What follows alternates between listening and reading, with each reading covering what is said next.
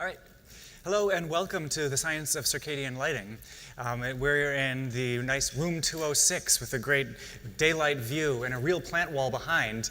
Just like all of the programs in this room are part of the Illuminate track that's curated by the WELL program. I'm Nathan Stadola, and I'm the Vice President of Product Development for the International Well Building Institute. And thank you all for coming out. We're going to start out with Dr. Samer Hattar talking about a lot of the basics of the biology. What is it that circadian lighting really is, and how are the pathways that it affects our body? I'm going to discuss a little bit about how we can translate that into some standards and how that works with the IWBI and the well building standard. And then Chad is going to be talking about some real-life applications and best practices and how you can use this in an actual building. Those are the learning objectives that we expect everyone to go and come out of the course with.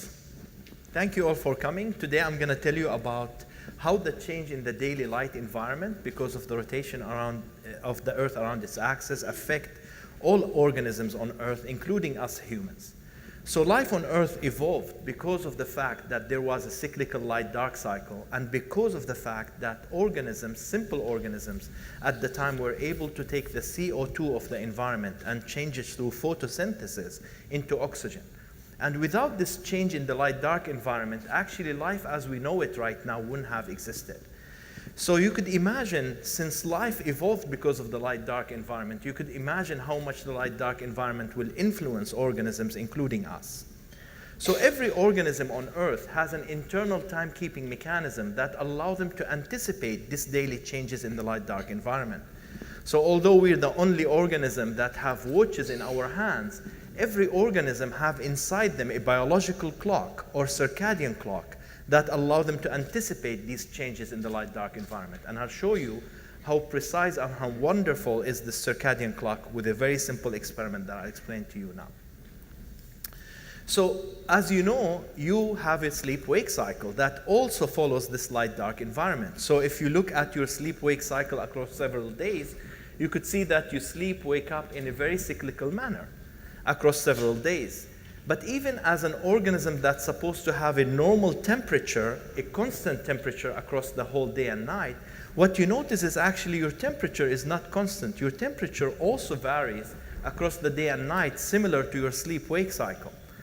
But even more remarkable for me, your ability to even do cognitive tasks, your ability to do mathematical equation, your ability to do functions vary across the day and night. So although every person in this room is different, you as a single individual, you are not the same person in the morning, you're not the same person at noon, and you're not the same person early evening, and surely you're not the same person at night.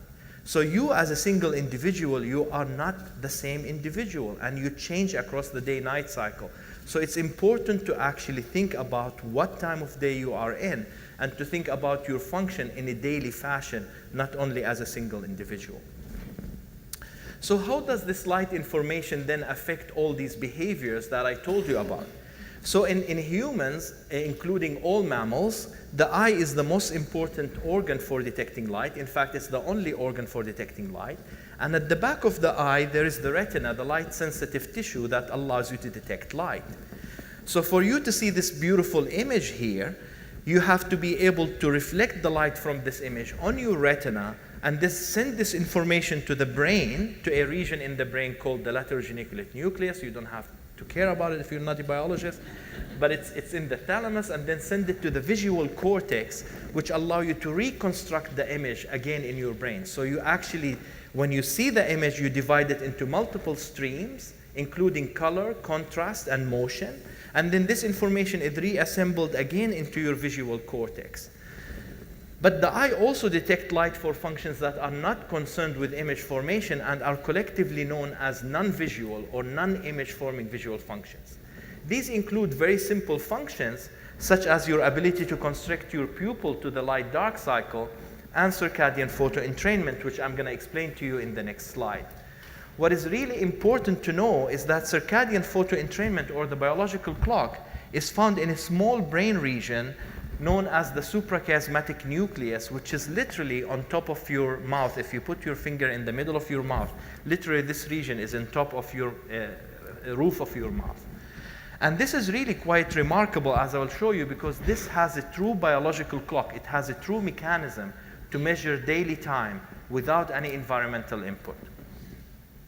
So how do we measure circadian clock? So this is a very simple experiment. It could be any organism. In this case, we're using a mouse.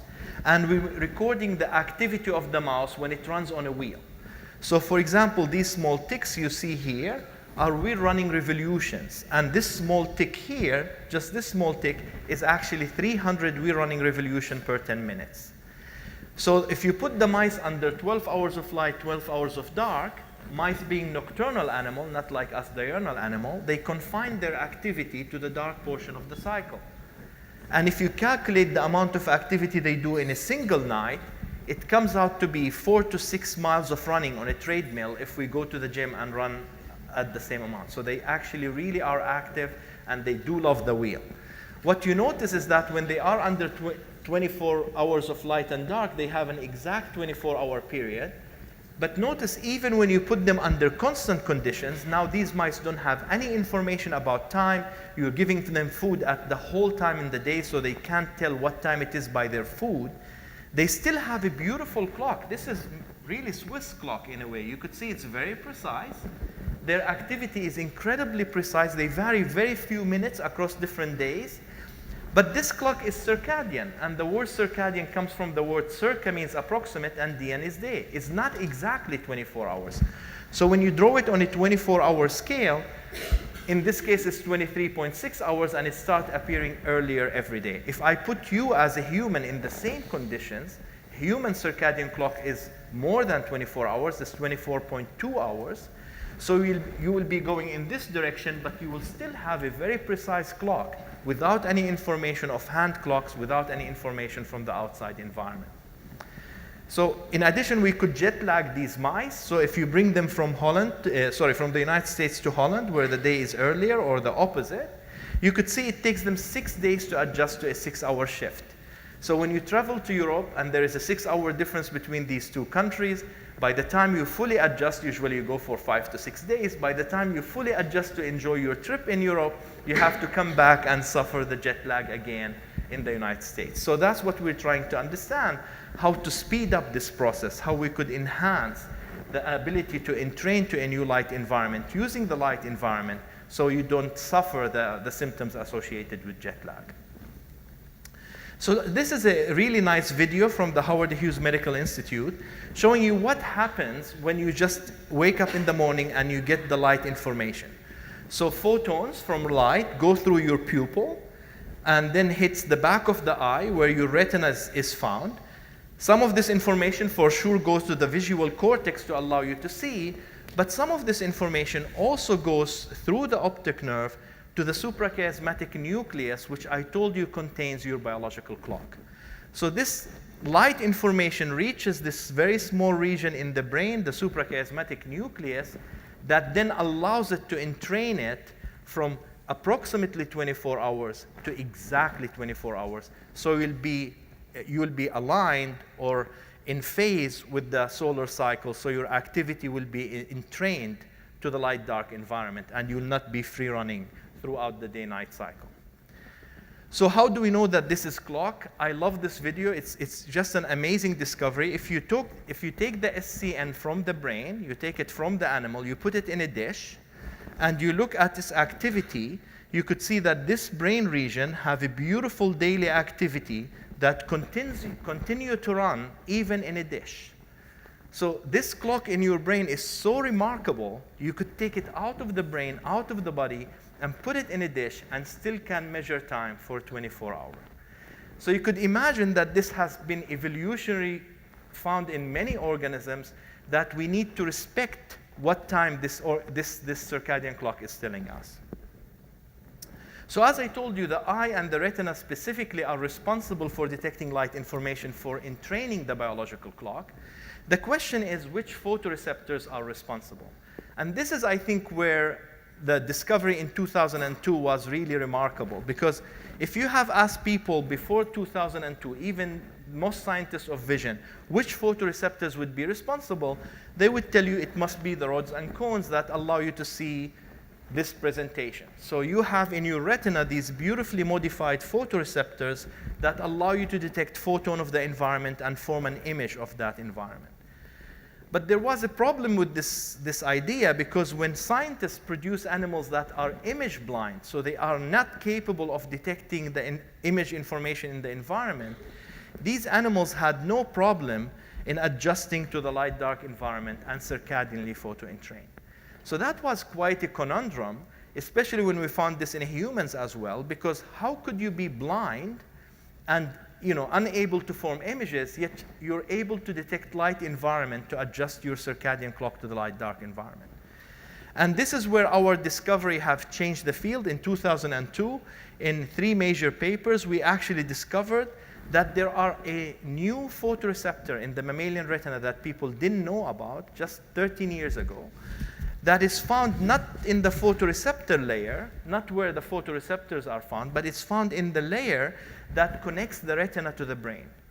So surprisingly, the layer that sends the information from the retina to the brain has photoreceptors itself, and people have not detected earlier. So where do these photoreceptors project to in the brain? So we were able to paint them using genetic techniques with blue color and labels their axons or their wires that connect to the brain.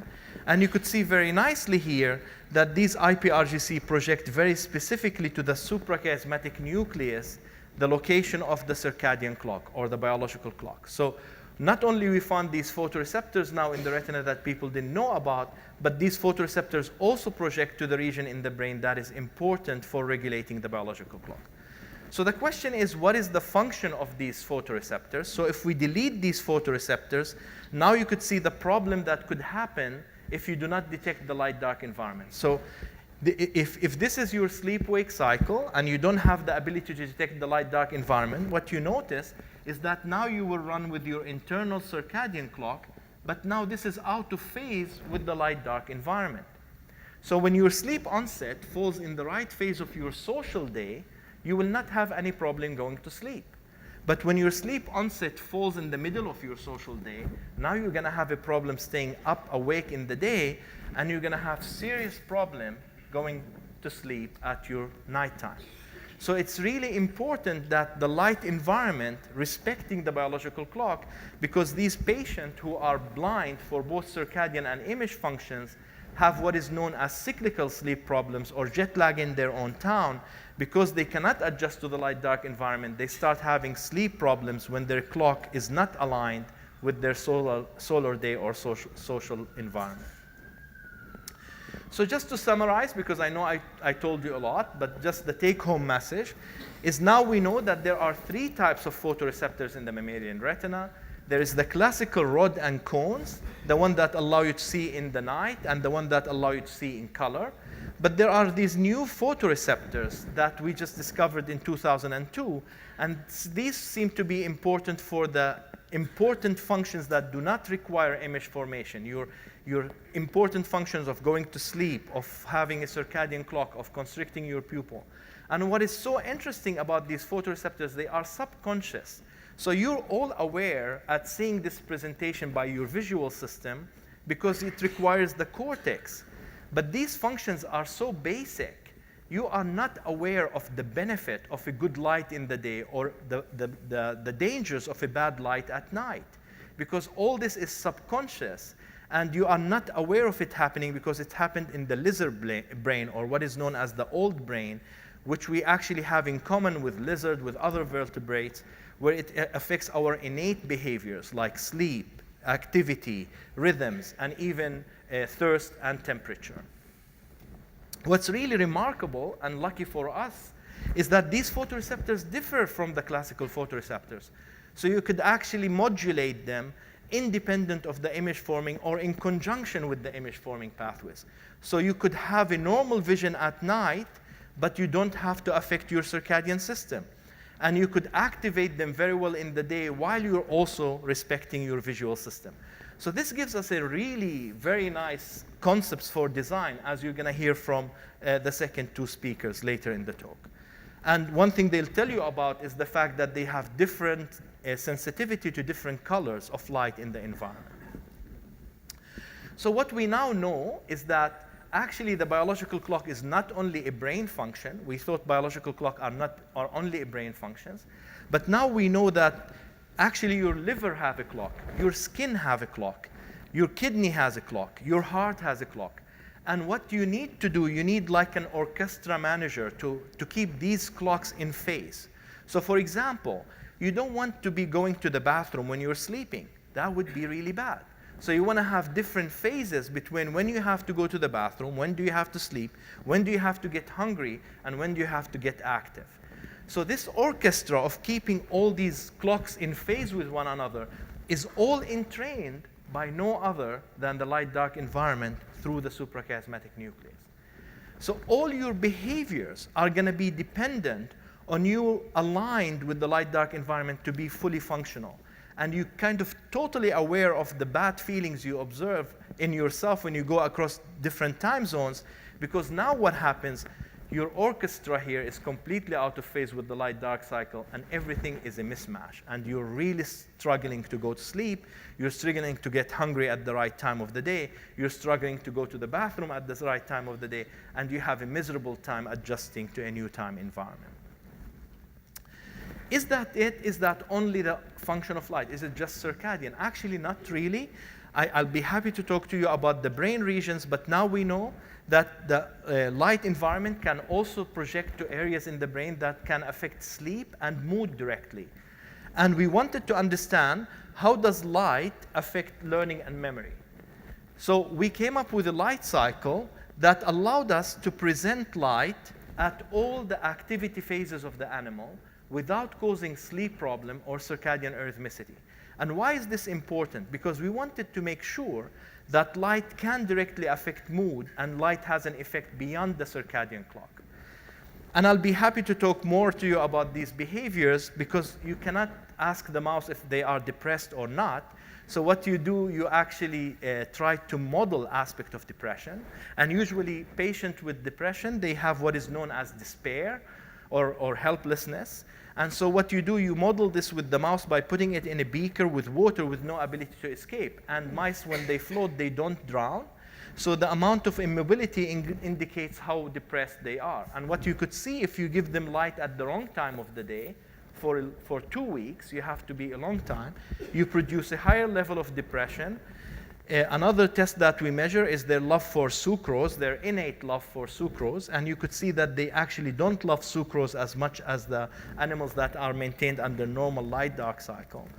And most importantly, these animals do eventually develop learning and memory problems. So mice are incredibly good spatial animals. They can find a platform based on the spatial information that you give them in the room. And you could see, just by changing their light-dark environment, you could have major problem in their ability to learn. So what I would like you to actually know these days is that light not only is important for your entraining of your circadian clock, which by itself is really important. Not only is it important for regulating your sleep, because when you get bright light at night, you get alertness. You're not able to go to sleep. You'll have a problem falling asleep. If you have a problem falling asleep, you'll have sleep deprivation. And sleep deprivation is associated with metabolic problem, with diabetes, with mood problem. Not only that by itself is a huge effect.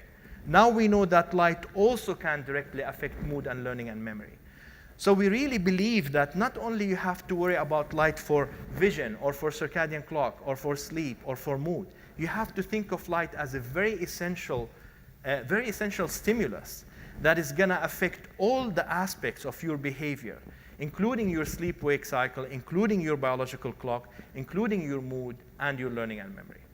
And thank you for your attention. I'll be happy to take any questions in the last 2 minutes that I have in my time. Thank you very much. I think we'll do questions at the end. Next. So as Samer mentioned, that different light is definitely a big impact on our circadian rhythms, and really the major one, but different types of light are going to affect it in different ways. And soon after they discovered that there are these photoreceptors that are not part of vision, they tried to figure out what are they most receptive to, what kind of light, because our rods and cones, our normal visual light, are each most sensitive to a different spectrum, a different color of light. And we can see on these graphs that I have here, this blue one is the sensitivity of the IPRGCs, which are the primary driver, but not the only driver, but the primary driver of our body's circadian system and the alerting effects of light. This green one here is the metric of how we convert normal electromagnetic radiation into visible light, into our sensation of brightness. So a certain number of milliwatts of green light at 555 nanometers will appear brighter than the same power of red light or of blue light. So similarly, a given power of blue light will have a greater effect on our circadian system than yellow or red light. And in the well-building standard, we are measuring that through a metric proposed by Robert Lucas and many other scientists in a Trends in Neuroscience article, which was the idea of the equivalent melanopic lux. So the lux that designers are used to, architects, lighting people, is the power weighted to our brightness response. And this is power instead weighted to the IPRGCs or to the rhodopsin in our rods. And in the article, the authors defined it so that if you had a theoretical equal energy spectrum, so some light source that was giving exactly the same amount of power in blue, green, yellow, orange, red, that one melanopic lux would be the same as one visual lux. That's why they called it the equivalent melanopic lux. And because of these, we can correlate those two by a ratio. Which I've defined with the well-building standard we've called the melanopic ratio, which is really the ratio between how much melanopic lux there is to the visual lux. So for equal energy, by definition, the melanopic ratio will be 1.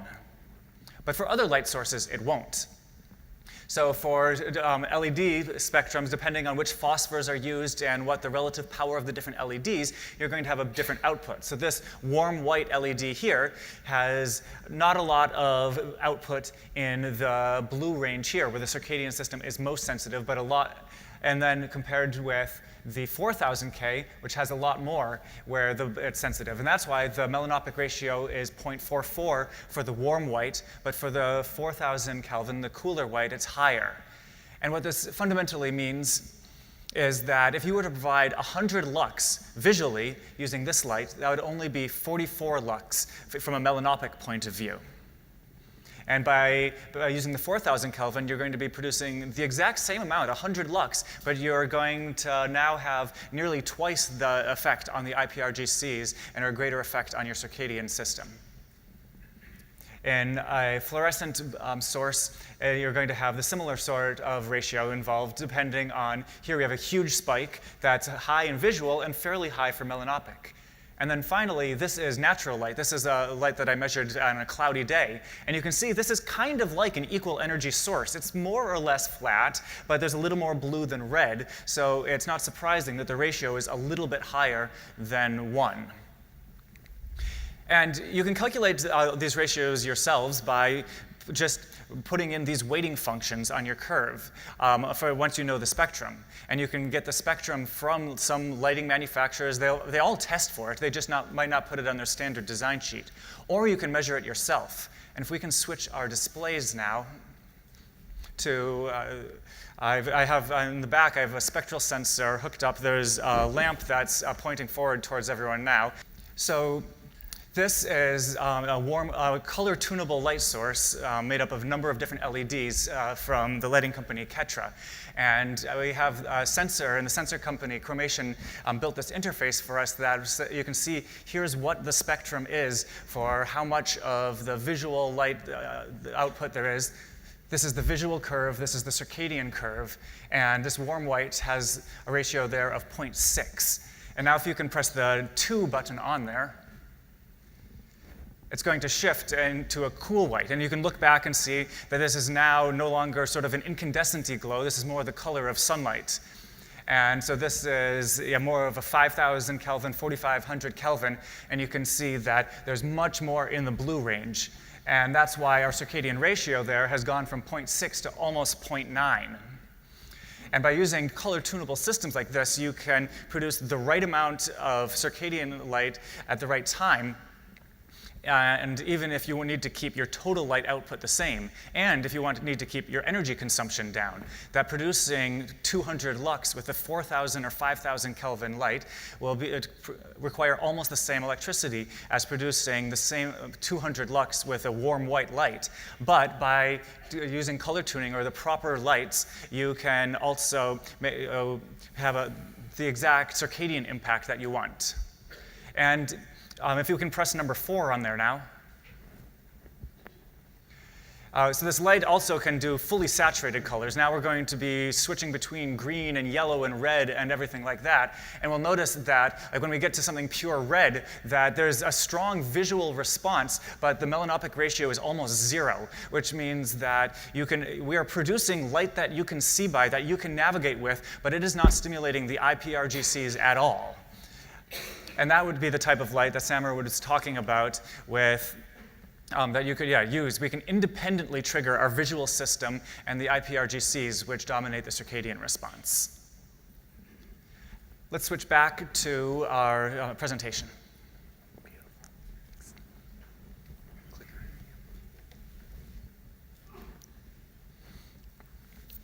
So this metric is used in the well building standard, which is the way that we're looking and evaluating buildings, not on environmental sustainability, but on the way they affect the health of the human occupants.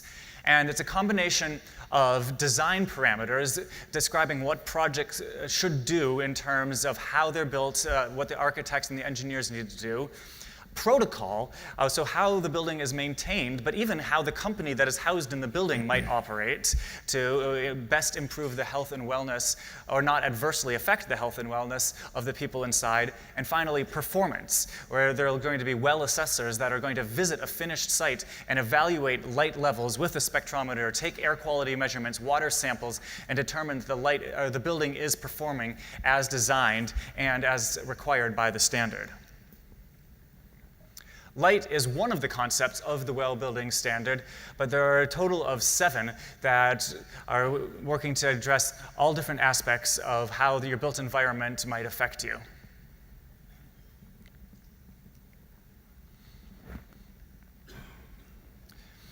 In the light section, the features can be broken together that the lighting for visual acuity, we do want to make sure that people can see, and that also we don't produce too much glare. There's an appropriate amount of light that is not a discomfort. For instance, under normal circumstances, I would not like this lighting at all because I have a lot of really bright light coming from concentrated sources hitting me in the face right now, but that's just so you can all see me well. But this would not be a normally good work environment. But a key part of the standard is this lighting for circadian alignment. And that is really brought in this idea of their circadian lighting feature, where this dictates what levels of light are acceptable from a circadian perspective, from an equivalent melanopic light perspective. And there's 2 options that we have here. One is the part A that picks a set amount of the melanopic lux, and it lets projects be flexible with how they're doing it. If they are using a lot of daylight and they want to model that light coming in, that they would use part A. And then part B is built instead on a lot of the standards put forth by the Illuminating Engineering Society. And it basically says the amount of light on the vertical plane that we're requiring, we're going to be requiring the same amount as IES, but we're talking about it in the melanopic lux, not the visual lux. So what this means for designers is if you choose a light source that has a melanopic ratio of 1, so a cool white lamp that has maybe a 6,000, 6,500 K LED source, that your lighting levels are essentially going to be the same as they would have been anyway. If you think you really, really need warm white, that you don't think people should be in the same color temperature of light that is coming from outside anyway, then we're flexible. We're allowing that to go forward, but because we don't want to be dictating every aspect of design, but you would have to provide more light in order to reach the same melanopic levels. So here's an example. If you needed to provide 150 melanopic lux with this 4100K fluorescent source, So if you have the spectral power distribution in whatever units, if you've pulled this from the spec sheet, if you've got your spectrometer and you measured it yourself, then you can find these here. This is essentially the circadian curve, which is the blue line there, and the visual curve is here. You can find those. There's an appendix in the Well Building Standard. You can look to the Trends in Neuroscience article and accompanying toolkit by Robert Lucas, Dr. Lockley, Mariana Figueroa, and a lot of the other scientists. They've produced an Excel sheet that people can use. There are a number of sources that you can use, and then ultimately you find out the relative effectiveness of each of those. On the previous, on the measurement of the display, the filled-in color that was underneath the actual spectrum, that was essentially the spectrum weighted to the responsiveness of our visual and our circadian curves. So once you've calculated all of these, and they're added together, we can find out that this particular source has a melanopic ratio of about 0.59. So that means that I get for every 100 lux of visual light that I'm producing, I get 59 of the melanopic lux. So if I want to get 150 melanopic lux, then I'll need to provide about 250 visual lux. If I increase the color temperature higher, if I did a 5,000 or 5,500 K, then the visual lux requirement would go down. But we don't always want high levels of light. Sometimes you don't want that stimulus. Light will have an effect on your body. It will help align your body to the solar day. It'll cause an alerting effect. So if you put light at night, that is going to be telling your body, it's time to be alert now. It is actually the sun. You may be sleeping, but it's the daytime, so you should try adjusting your cycle. And if you are traveling between different time zones, then you've experienced that. There'll be light at one time, but your body thinks it's another time. The sun is saying it's 3 o'clock in the afternoon. Your body's saying it's actually 9 p.m. at night, and I should be getting ready to go to bed. So by putting light at times when we want to be sleeping, then that is going to have a detrimental effect. And that's why in our multifamily residential pilot program for WELL, we have two requirements. We say that you need to provide a level of alerting light, a level of high intensity that is going to signal the body it's time to wake up, that you should be alert during this time, but also knowing that people aren't going to go to bed when the sun goes down. They are going to stay up, providing an amount of light that is going to minimize disruption to the circadian system and your alignment. And that's why this part 2 is that it puts a cap on the equivalent melanopic lux. And you'll notice that I'm not saying 50 lux, it's 50 melanopic lux. So this would be a perfect case for a warm white light that's only providing 1 melanopic lux for every 2 visual lux, because then you can provide substantial brightness without actually without disrupting the circadian system as much. And then there are other features in this pilot about eliminating light from other sources that might be disruptive. And even an optimization in here that lets people not just have the ability to put on different types of light, but determines that when they should be on automatically, so that the person doesn't have to remember which switch to press, but simply go over, turn the light on, and based on the time of day, then that it will either do a warm white lamp or a cool white lamp. And as there's more and more of these color tunable lights that are programmable and have timers built in to them, this is becoming more and more possible. And for examples of things that are being built right now and other designs for circadian lighting and biologically effective lighting, I'll let Chad take over. Thanks, Nathan. Hey guys, I'm Chad Grosshart. I'm a lighting designer. I work for a consulting firm that helps architects build higher performance buildings called Atelier 10. We're around the world. But the question is, how do we define high performance buildings? What metric do we use? BTU per square foot per year, dollars per square foot of operating cost. There's drivers out there for energy, for mercury, for lots of things that we shouldn't do. We should use less energy, we should use less mercury in our buildings. But there's energy codes, there's LEED, but there's very little out there that incentivizes good lighting design. Recently, LEED v4 has some credits that start to look at visual comfort. But one of the things I think is really exciting about this WELL standard is that it's the first time that there are drivers telling you these are the things that are good for people.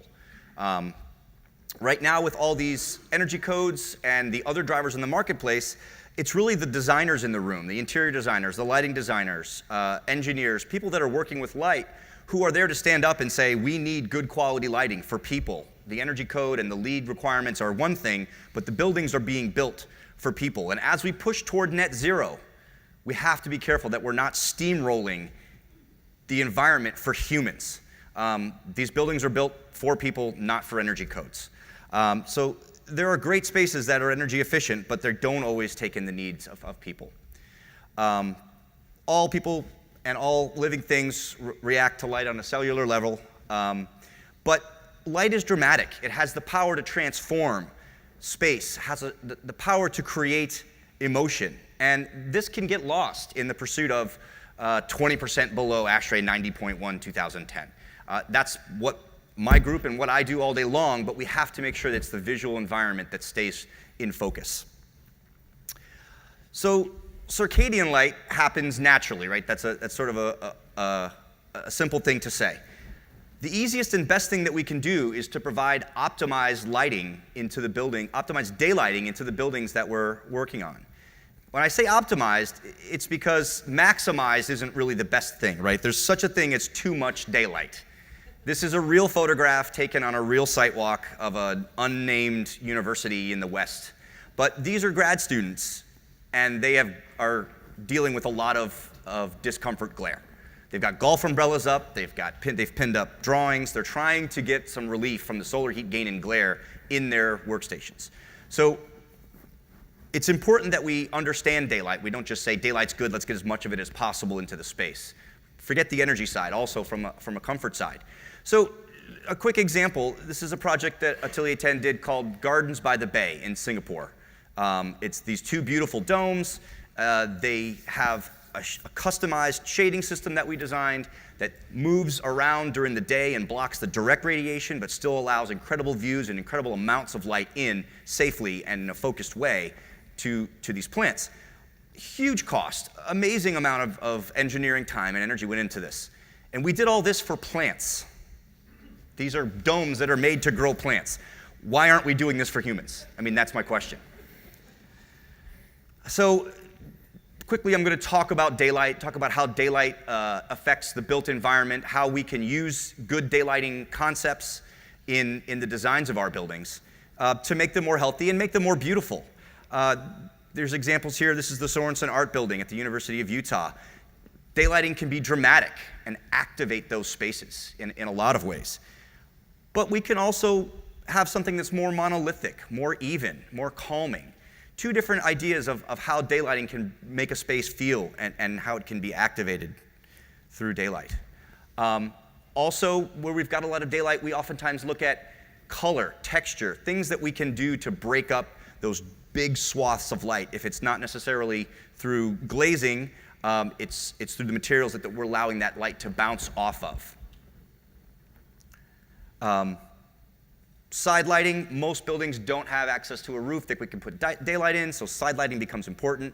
Beautiful room that we have here, ceiling to floor. We've even got a little clerestory for daylight. I mean, this is a great example of a building that can control its daylight if we had a shade at the bottom half, right, guys? There's only one at the top. Top lighting, we have to be careful. You can get an awful lot of light dumped into the space. You can get some really high contrast if you're not careful. But if you look at some of these examples, if you work with the architecture, you work with the massing, you can allow that daylight in, let it bounce off of the materials and make it softer and make it more comfortable so that it's not overloading the people or even the artwork if you've got a gallery there. Finally, sort of borrowed daylight. If you've got an opportunity to put a daylight well in or get some kind of light into those lower spaces, you can share light between offices and labs. You can share light between an atrium and an office space. So finding all these different ways with your designers at the beginning to say that daylight is critical to this project. We want to make sure that we're providing as much daylight to as many people as possible. It takes some thought and it takes design at the very beginning of the process. So you don't always get daylight everywhere. I work a lot in New York City. We have these big canyons where no matter how many windows you had, you wouldn't get a lot of daylight because you're surrounded by tall buildings. So we talk about glare from daylight, and I'm looking at some now. but it also happens under electric light. And glare is pretty hard to pin down. It's a little bit like art. You know it when you see it, but you can't always define it. But choosing to light vertical surfaces to try to balance those spaces, and also to find fixtures that are visually comfortable. As new and lower cost fixtures hit the marketplace, there's this rush to get the cheapest LED 2x2 that we can find to be competitive in the marketplace and start saving energy. Well, I would tell you to be cautious, because a lot of these new fixtures that are highly efficient and may work very well to provide standard lux or melanopic lux, these fixtures can be very bright and not visually comfortable, and you wouldn't know unless you mocked them up, unless you maybe got them on a tabletop. Anyone who's a designer in this room, if you're going to do a field of 2x4s or 2x2s, some kind of a downlight, make sure you've seen that fixture in person, because the difference between this fixture, and it's a little hard to tell obviously on a screen, and some of the more modern fixtures that have been designed as a direct-indirect are much softer, and you can see the curve of where that brightness angle is and where it stops, so that they can be more visually comfortable. Not just the light fixtures, but also techniques. We talk a lot about low energy lighting and healthful lighting. It's not just technology, it's techniques. So indirect lighting, coves, pendants that bounce light off the ceiling, all these things are visually comfortable for humans. And the light levels we need to get to required by the IES or that are suggested by the WELL standard, all those things don't really matter. You can get there with a number of techniques. If you can choose techniques that are visually comfortable, you're going to be more successful. Visual variety, I mean, we love to see a space that's got a little bit of sparkle and glow. As a lighting designer, we learned early on you should be providing layers of light, a base layer and then some accent and then some sparkle, something in the space like these sconces that just draw your eye and make the space not quite so flat. So visual variety is just good visual practice. How many people have been to a spa and seen lighting sort of like this? Anybody? A lot of indirect, right? They do a lot of bouncing, a lot of textures, and the reason is it's very visually comfortable. It tends to be very warm, which is more relaxing, I think, because it's not giving us the blue, right? That 420 to 490, 484 nanometers. So there's that quality of light, and then we also talk about the quality of light in terms of its color rendering index, its CRI. With the new technologies in solid state and LED, there are some new metrics for measuring the color quality of light, the R9 scale, a bunch of scales, but for the most part, if you're in high CRI light, then colors are naturally rendered in the way that they would be in nature, and they look real, they look correct to you. If you see the difference, again, it's a screen, it's a little hard, but color temperature is not necessarily the same as color rendering index. You can have a warm white that's a 95 CRI, which is pretty close to the top, 100 would be the top, and you can have a 4,000 source, 4,000K source that's also 95 CRI. Their spectral distributions will be slightly different as Nathan showed us, but don't mix up the two. Color rendering is one thing, and color CCT, correlated color temperature, is the other. And then sort of the last pillar that I really like to talk about is personal control. LEED offers a point for advanced thermal control, meaning more thermostats in a space so that people feel like they're empowered to change their thermal comfort. They also offer a point for controllability of systems for lighting, because people like to have control over their visual environment. If you've ever had a bad headache and you couldn't turn off the lights in your office, you'd probably feel like you were missing sort of a key piece in how to be healthy yourself. So we really like task lights. They offer a lot of personal satisfaction, even if it's not taking the whole space from 500 lux down to 25 lux, but it's just a task light that's giving someone a little bit of control. We like it. I'll tell a quick story. One of my professors back in school told us about traveling on a train and having a person get on at some stop, sort of this scary looking guy, and he reached up and he was turning on and off the little map light that reads down into your lap so that you can read.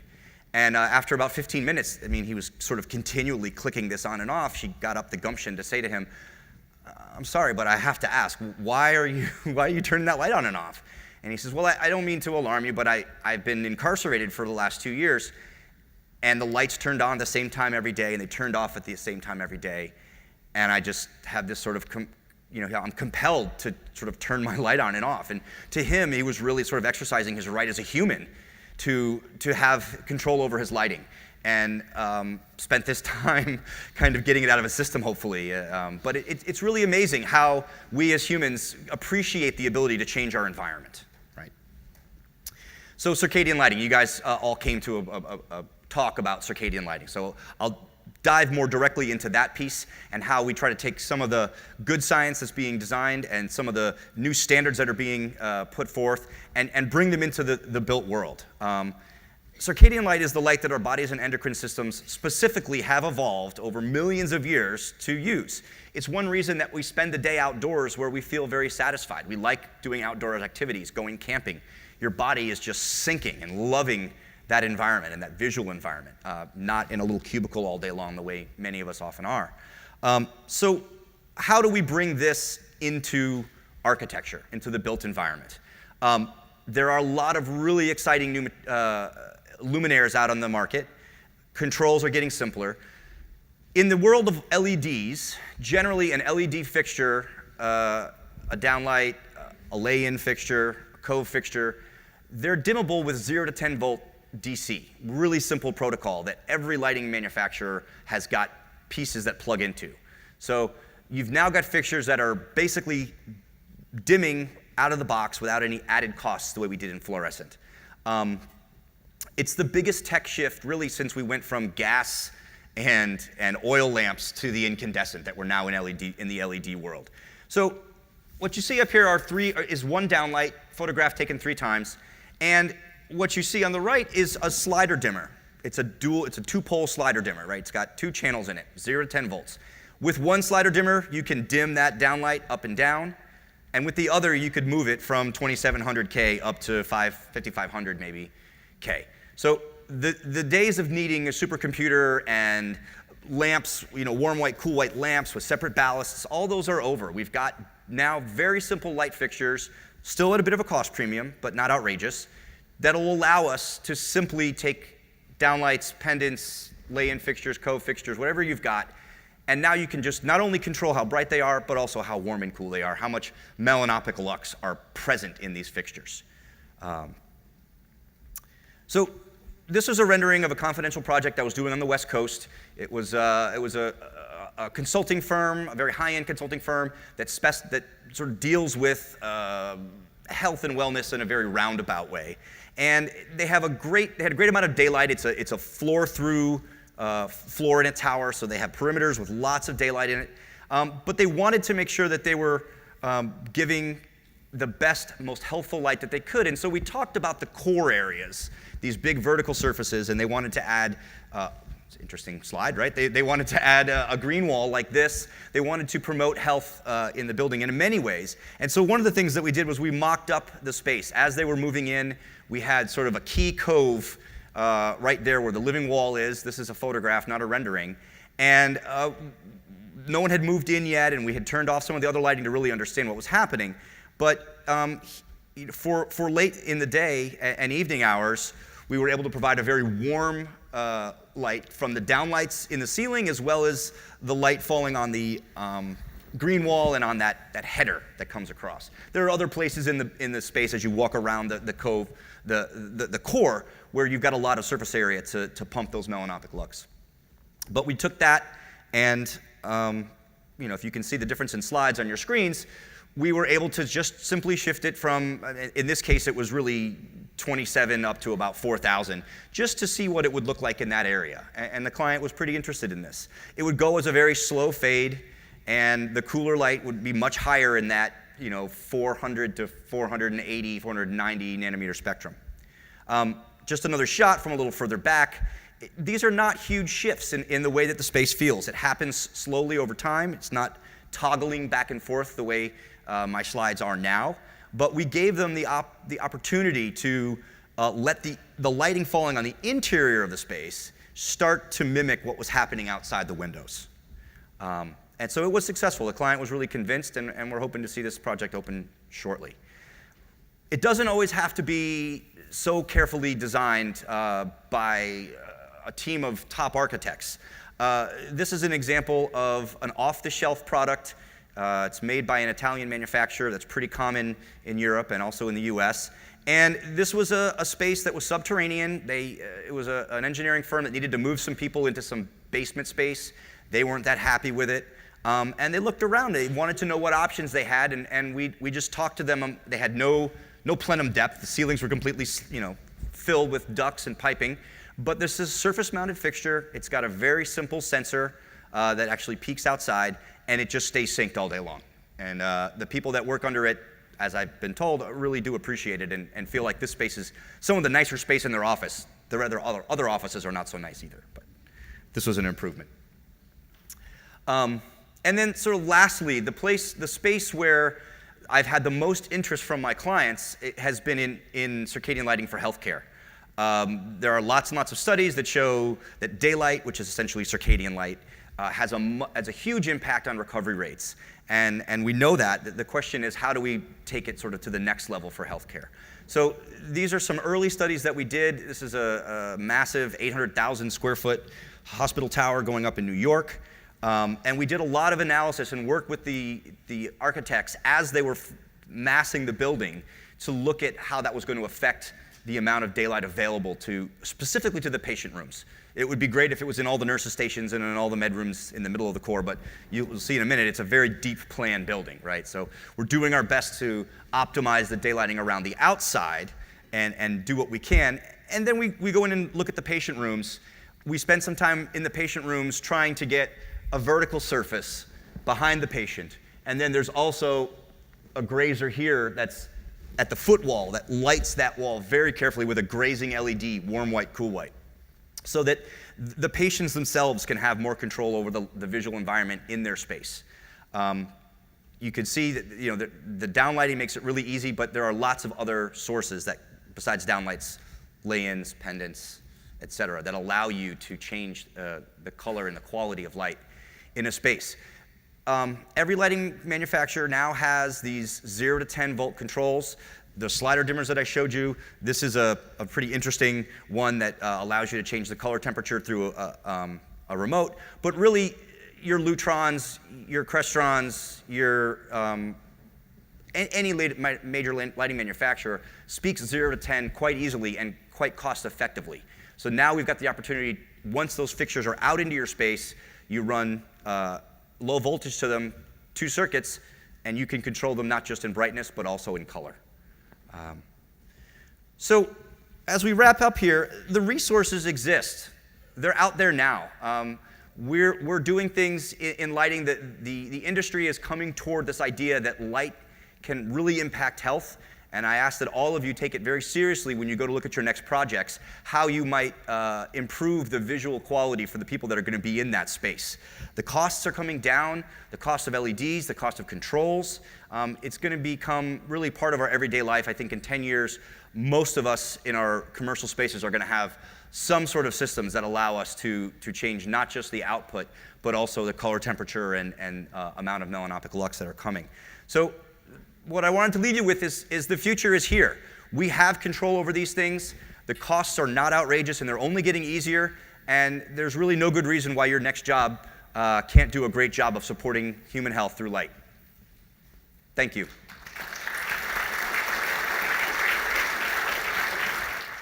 I think we do have a little bit of time. If people have questions, we're happy to answer them. So, Chad, can I answer one of your point? You said, why do we spend so much time building for plants but not humans? Because everybody knows that plants can't survive without light. They know that light is their food, but for some reason, human thinks that light is dispensable. But in reality, it's not, because even if you have an irregular light, or if you don't have the right light environment, your food intake is going to change, your metabolic state is going to change, you're going to gain weight, you're going to have diabetic problems, you're going to have a problem in your feeding. So because we really somehow humans thought we kind of avoid light, that light is not important for us, we don't spend as much thinking about it. But for plant, it's obvious. Without light, there is death to them. So we need to start thinking that light is also very important for us humans.